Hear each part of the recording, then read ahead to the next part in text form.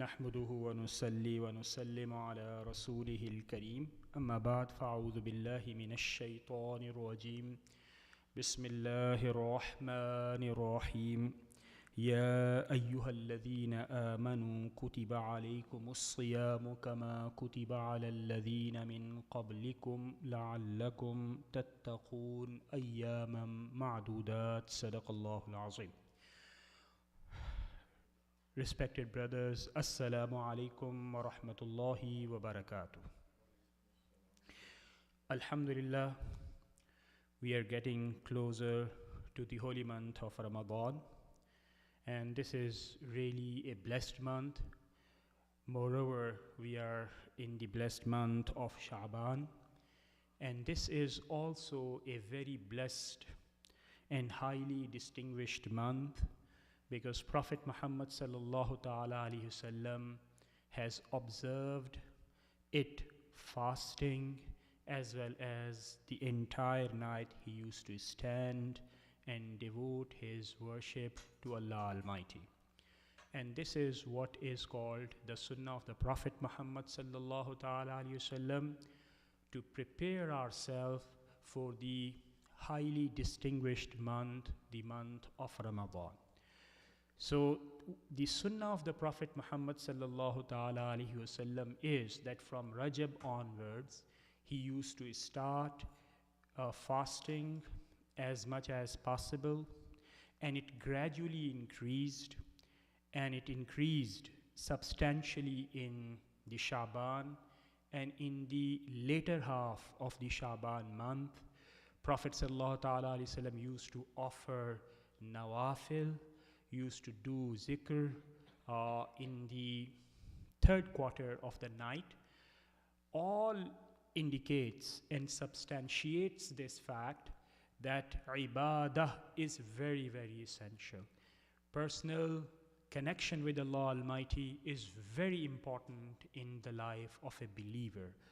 And very unfortunately, I would say that many a times, even very well-known persons, they rarely focus on ibadah, and more focus is on intellectual discussions and how the intellectual and social welfare spaces can be created about Islam.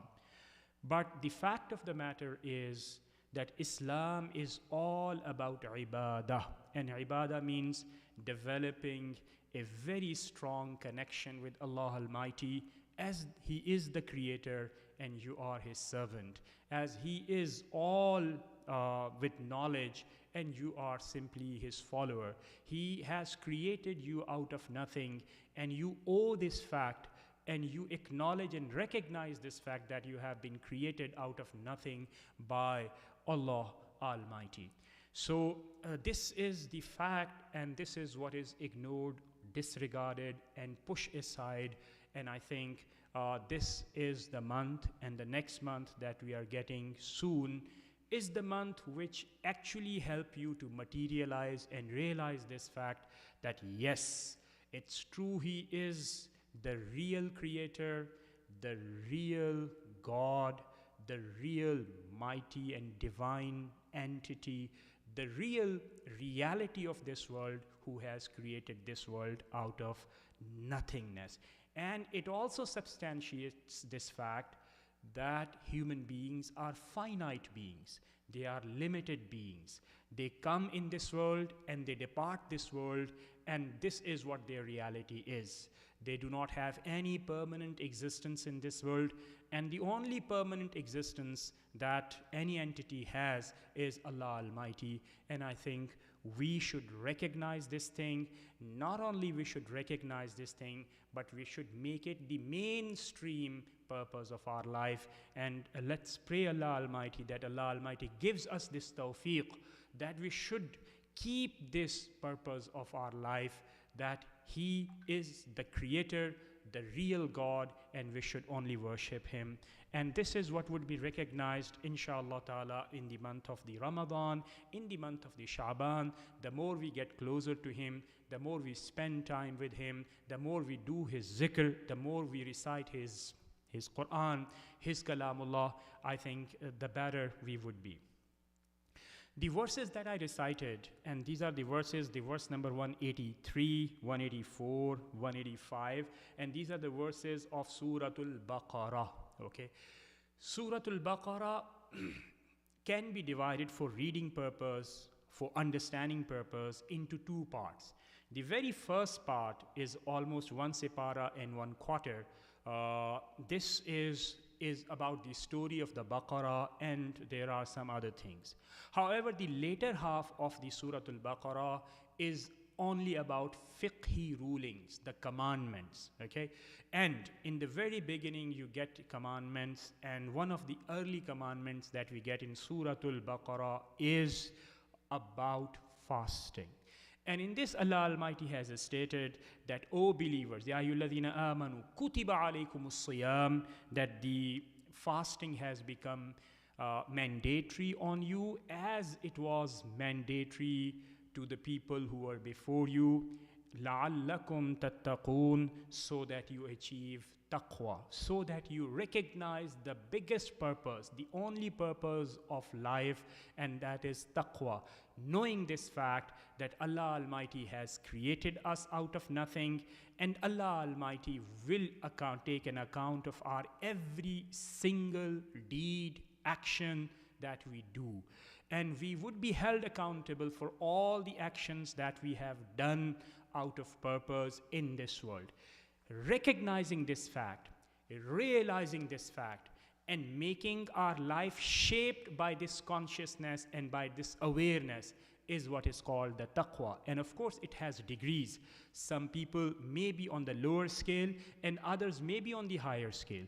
But I think the basic purpose of a believer's life should be that from the lower category, from the lower degree, one should always work hard to reach the higher degree. And this requires ibadah, immense ibadah. And immense ibadah does not mean that you simply work out and you simply burn yourself out in one kind of the ibadah. The more you do link yourself, the more you connect with Allah Almighty in multiple ways. For example, if you are actually earning for yourself, and it is halal earning, so you can do it, but it should be limited. It should not dominate, or it should not be a dictating term that every single activity is determined by the lifestyle that you make for yourself as an ideal. It should not dictate such that you simply become the person whose only job is to earn money and earn money and earn money and nothing else. However, if a moderation is brought out, if a balance is created, then earning halal money would be good, and it might contribute to earn the taqwa. But moreover, if your earning is balanced with your time spent in the masjid, if your earning is balanced with the time that you spend in the recitation of Holy Quran, if earning is moderated and balanced with your activities that help other Muslim brothers, if your earning is balanced with the individual time that you spend for Allah Almighty in His worship, if that balance is struck, that would actually help us to overcome and to achieve this purpose of our life. So we come to know that Allah Almighty has made fasting obligatory on every single Muslim. And in this verse, Allah Almighty has stated that this is not something that I have chosen for you only, and I have decided to overburden you with some heavy and very hardship sort of the ibadah. No, this is an ibadah which has been common among the previous generations, and this is how I test people, and this is how I like people to live a life. And you are one of those. The second thing that needs mention here is that Allah Almighty has stated that Shahru Ramadan alladhi unzila fihi al-Quran. On the one hand, we know that it is the holy month of Ramadan in which every single adult believer, be that man and women, they have an obligation, and it is mandatory on them to fast. So the second thing that must be recognized and it should be appreciated is that it is also the holy month of Ramadan in which Quran was sent down, and in which the Quran was revealed, and in which the Quran was given to the Muslims. So the point that should be emphasized is that it is not only the month of fasting, it is also the month of the Quran. And about Quran, Allah Almighty has stated that this is the Quran that we have revealed in the holy month of Ramadan, and it is sheer guidance. It is a book that helps you to draw a distinction between right and wrong, between vice and virtues. So this is a book that explicitly draws a distinction between what is right and wrong, between what is on the right side and what is on the wrong side, what is permissible and what is not permissible. So the equation seems to be very, very clear that there are two important things. Number one, achieving taqwa in the holy month of Ramadan, and how that can be done. Number one, via Ramadan, via fasting. The second thing is via Quran. And via Quran, what does that mean? That means that it should be recited over and over again, but not just as a rote learning that you recite, but you do not get into it. You do not dive into the message. Instead, it is very, very important to spare some time and talk to Allah Almighty. And how would you talk to Allah Almighty? You would recite Holy Quran, you would read Holy Quran via translation. Since we are not Arabs, I think one of our brother is Arab, but rest of us might not be Arab. So we do not have any idea what Allah Almighty is talking about. So if Allah Almighty is telling us something, like for example, some commandments are there, some suggestions are there, some past stories are there, so there would be lessons for us. So it is very important, and it seems to be a mandatory thing that we always recite Holy Quran, but we always keep a translation and its commentary besides it.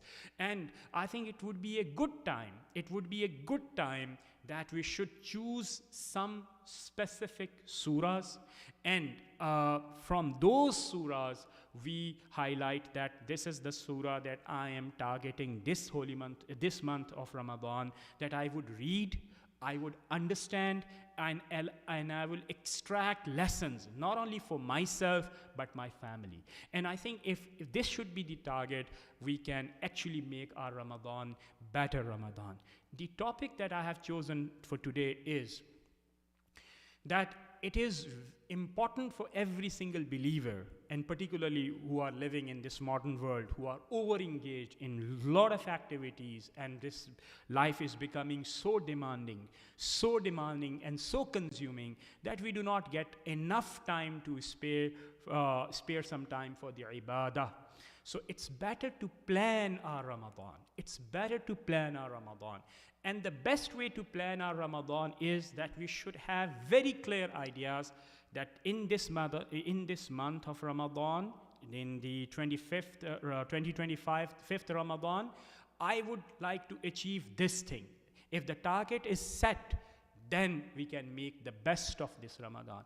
And if the target is not set very clearly, I think we might not be able to make the best of it. So the very first thing and the very first message is, my dear brothers, is that we should plan our Ramadan.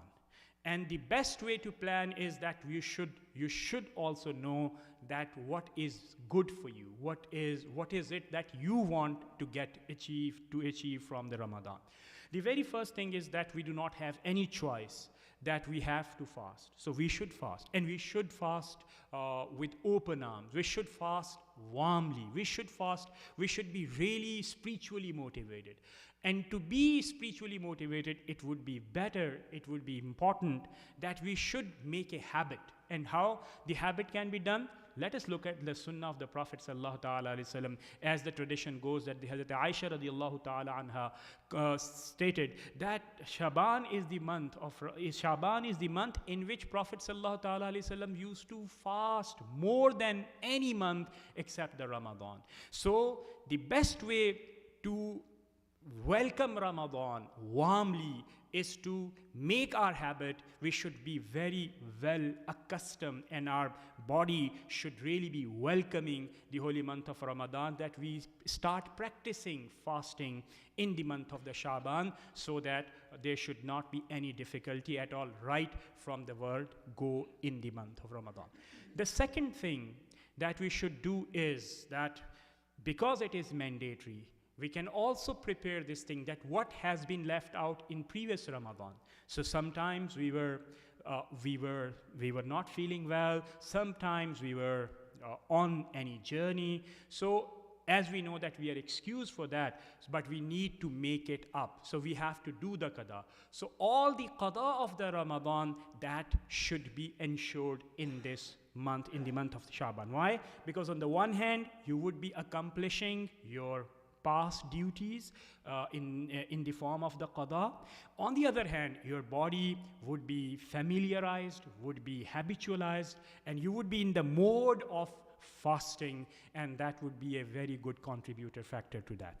The second thing that I would like to add is that as soon as the holy month of Ramadan starts, we tend to be over stimulant, and we tend to be over excited. And what happens is, the day first, the day second, the day third, we burn ourselves out in a way that, for example, you start fasting, your body was not very well accustomed, very well habitual, because you didn't keep the holy month of Shaban in fasting. The second thing is that we do the Taraweeh prayer, we recite Holy Quran. In one day we try to recite Holy Quran, let's say 2 siparas, 3 siparas, because we know we set higher goals for ourselves. So what ultimately happens is that in the middle of the Ramadan, or in the fifth or seventh day, as soon as things are getting out of control, what happens is that we lose our control on ourselves. So what happens? Sometimes we may suffer anything, number one, physically, so that might prevent us fasting. The second thing is that since we have set our goals so high that they are unachievable, and we burn out. And in the middle of the month, if we are burnout, then we are lost. And as you know, that Prophet sallallahu ta'ala alayhi wasallam has already stated that the first 10 days of the Ramadan is rahmah, right?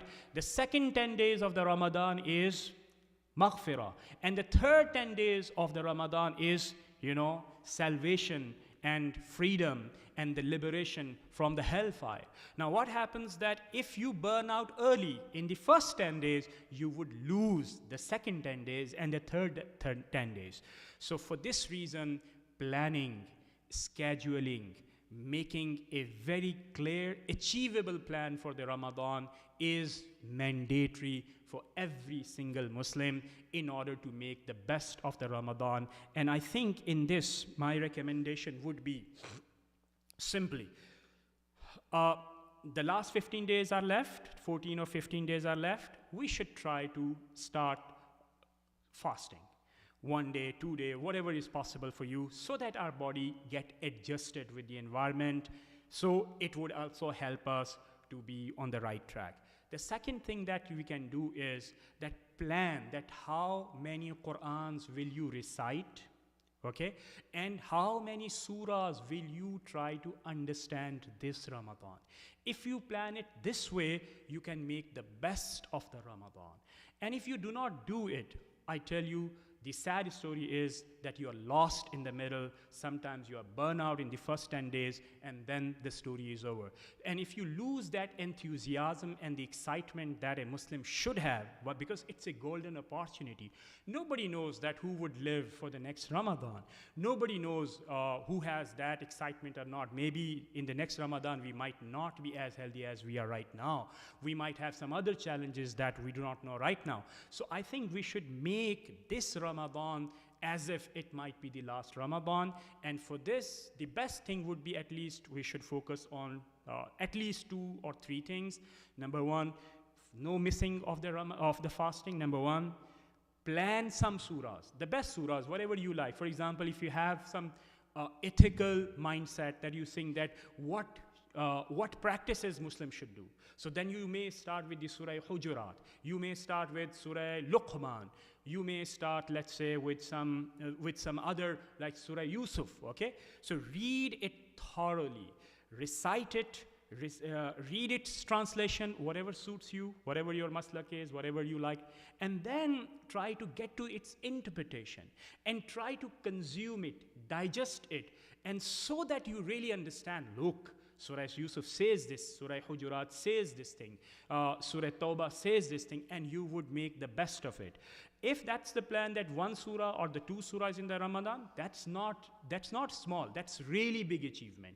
And it would definitely going to bring revolutionary changes in your personality. You would be absolutely different when the Ramadan is over. Then, of course, make some achievable plans. Like, rather than saying that I would finish 15 Quran, it's better to recite Quran once in the holy month of Ramadan, but do it in a very right spirit. Recite it properly with the right pronunciation, spend slowly. That would help, and that would give you more rewards rather than, going fast, having no idea whatsoever. So make some achievable plans. And the third thing that I would like is that this also a part of your planning is that everybody wakes up in the Sahri, right? So when you wake up in the Sahri, make it is your routine that you would offer tahajjud, at least 4 nawafil of the tahajjud. Make it your habit, and of course you would be benefited a lot, because this is the prayer which is highly regarded in the sight of Allah Almighty, which has been practiced by Prophet sallallahu ta'ala alaihi wasallam consistently, and it has spiritual benefits as many as you can think of. So I think these are very small habits, but they would be high, they would have more weightage when we would be presented on the day of the judgment before Allah Almighty. So the message seems to be very, very clear. Rather than going to the month of Ramadan without any plans, make a plan, make achievable plans, and the focus should be on fasting, on understanding the Quran, and on doing some practical ibadah, but consistent ibadah. Not just 2 days or 3 days you do the tahajjud. Let's say you are offering 40 rakats, and after 5 days or 8 days or 10 days, you're lost, or you simply consume yourself up. Similarly, in the Taraweeh, make it your habit, and so that you should do the Taraweeh entire 29 or 30 days rather than burning yourself out in the beginning of that. So this is the message right from here. Let's pray Allah Almighty that Allah Almighty gives us strength to make the best of this holy month of Ramadan. وَمَا عَلَيْنَا إِلَّا الْبَلَاغُ الْمُبِينُ.